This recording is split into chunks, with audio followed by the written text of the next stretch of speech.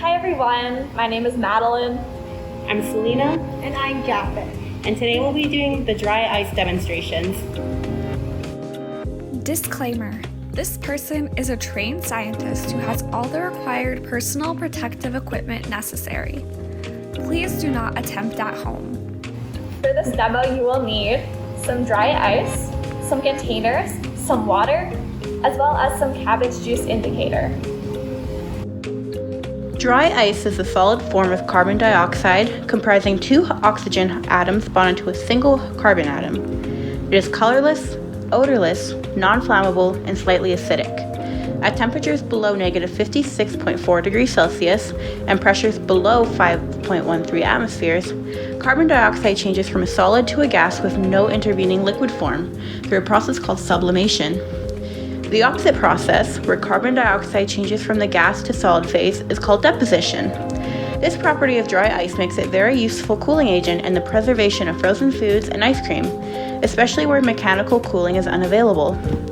At atmospheric pressure, sublimation and deposition occurs at negative 78.5 degrees Celsius.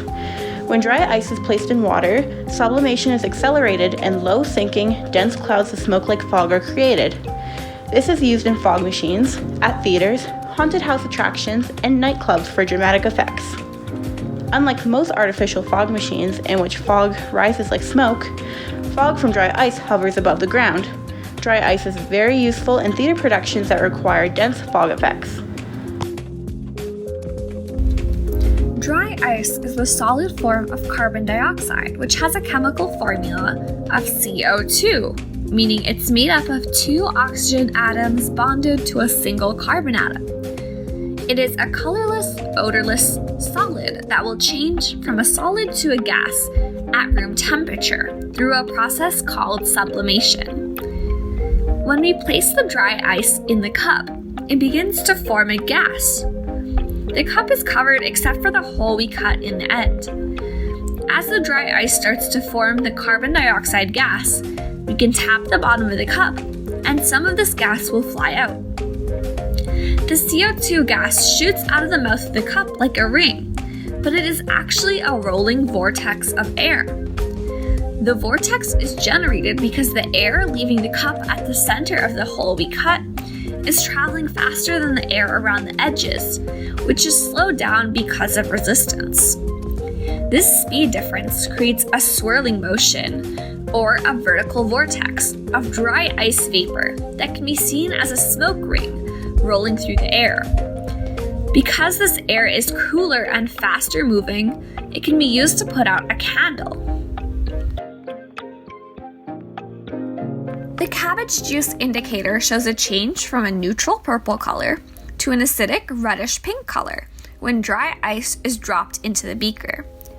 Dry ice is the solid form of carbon dioxide, which has a chemical formula of CO2, which means that it is comprised of two oxygen atoms bonded to a single carbon atom.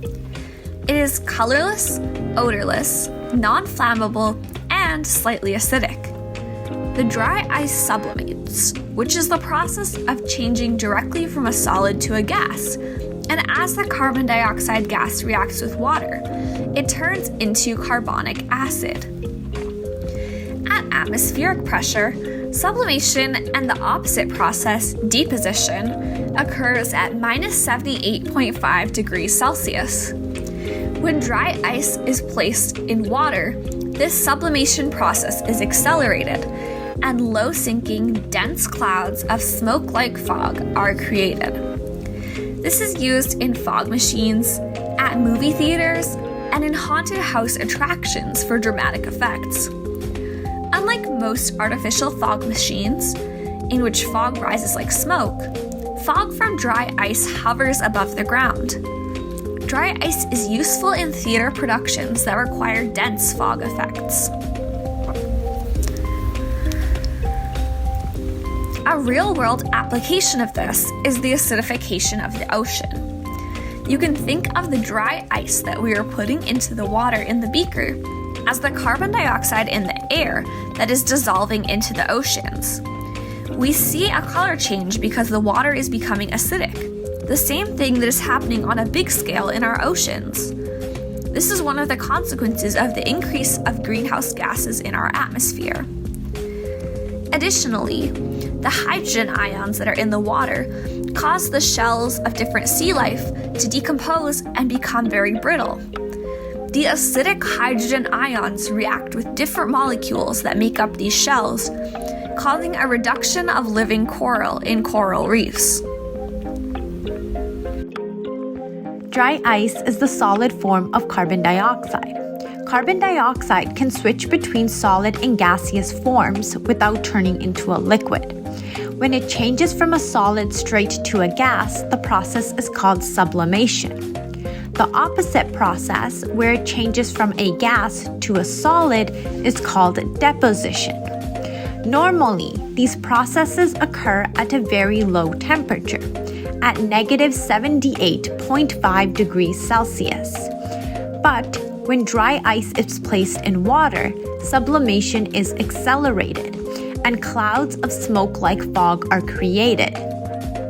As this fog is created, it rises out of the container and comes in contact with a thin layer of soap on top of the cup. As it continues to rise, the soap layer rises as well, creating the giant bubble. The reasoning behind this experiment is similar to that of the dry ice giant bubble.